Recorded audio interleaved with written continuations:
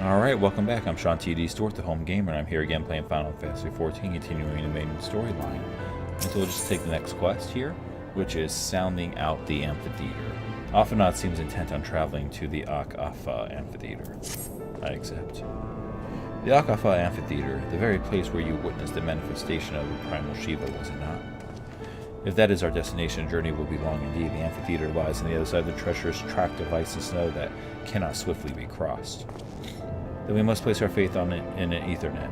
As you may recall, our dear friends Men Breda succeeded in recreating Alpha Beacon after it had been destroyed by Lady Iceheart. At the time, it was assumed that the resultant Ethernet would only be temporarily viable, but given that the heretics of Gorgon Mills seem to have been in regular contact with their brethren at the amphitheater, I'd wager it still functions. I suggest we make for the Aetherite within Snowcloak without delay.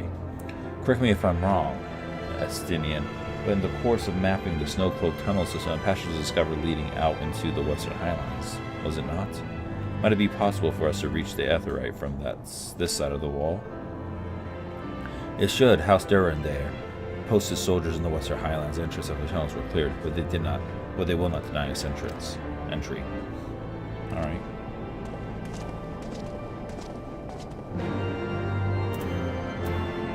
Speak with Trice Chamble. Alright. About a 50-50 split in distance. Actually, might be a little bit faster.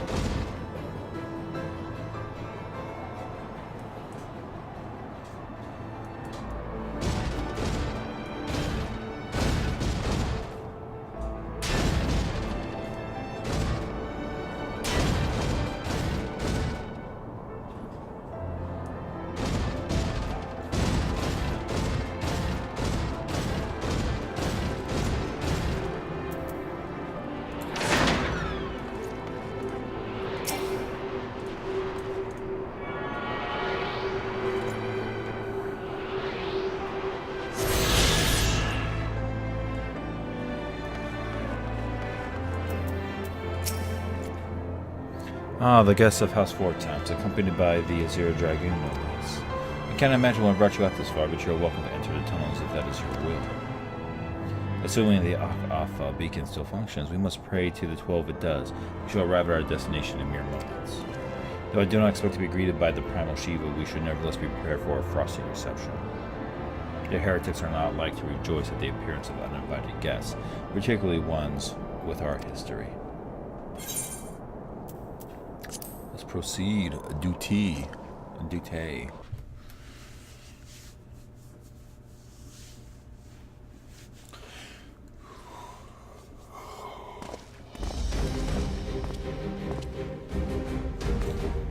Impressive structure. I wonder how many ages it has endured.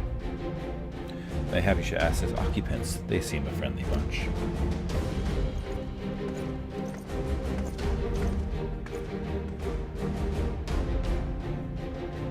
Dogs of Ishgard. It is not enough that you banish our beloved saint. Will you not be satisfied until the ice is slick with the last drop of our blood? Stay your weapons. We come under the flag of Hale. We wish only to speak with your mistress, that we might broker a peace. Do you think us fools, boy? It will take more than honeyed words to earn our trust. You walk with the Dragon Slayer, and we know all too well what he is capable of. My reputation precedes me. Huh. They give us little choice. Come, brothers, may dragon's wings bear us victory. Alright. So I want that one.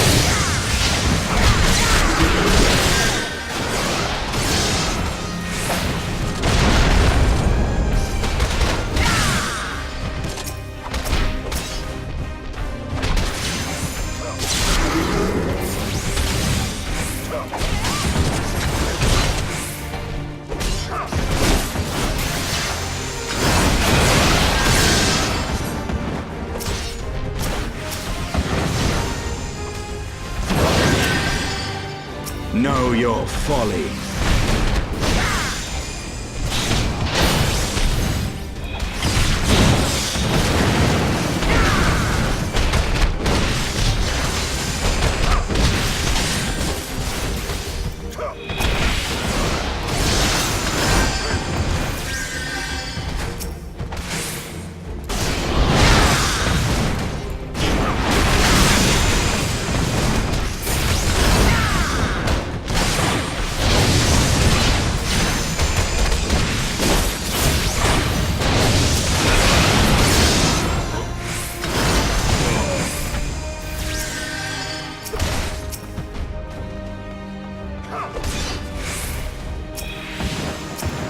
Focus. Release!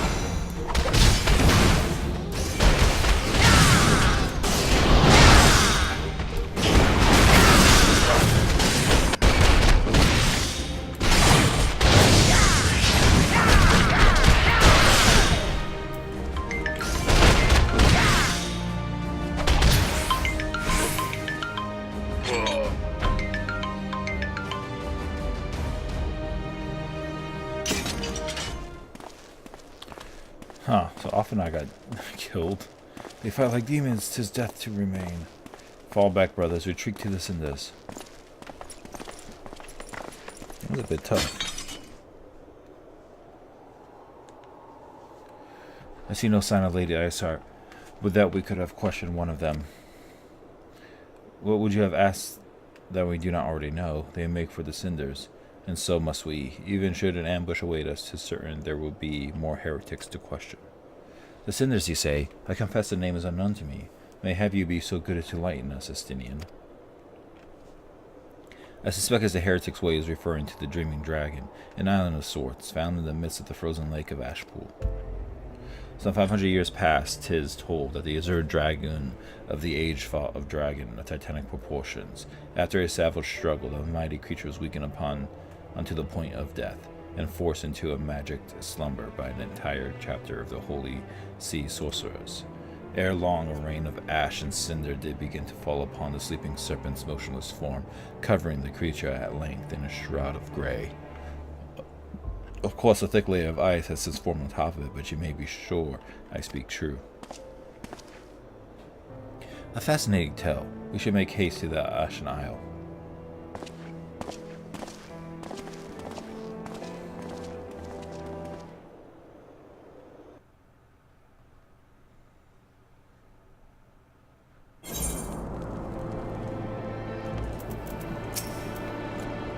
The Dreaming Dragon lies far to the west. Before we approach the frozen beast, however, there's another place I would visit first. I am told the victors have set up camp in Twin Pools. Their leader, Jantalat, may have information of use to us. But mayhap they are not familiar with that name either. The convictors are dragon slayers, after a fashion.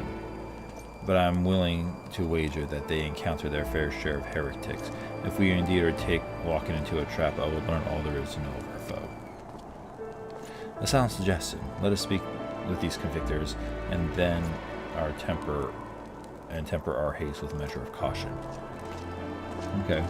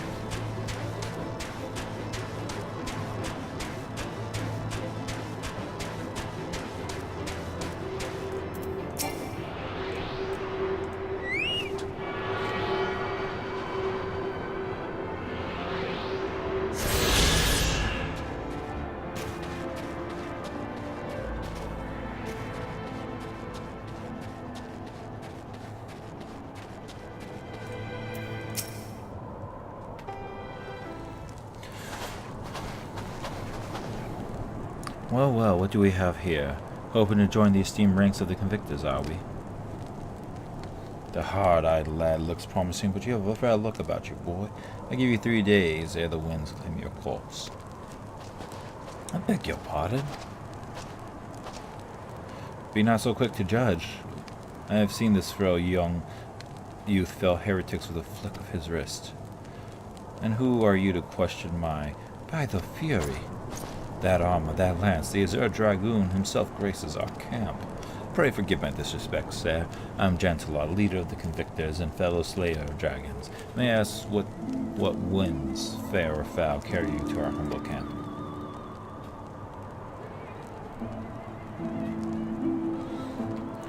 Lady Iceheart, is it? Aye, I know her by reputation. I'm afraid I have seen naught of her or her people. That said, my own men can be somewhat lax when it comes to making reports. You may wish to question them yourselves. Thank you, we shall. Sean, Estinian, let us make our way through the camp and see what information there is to be had.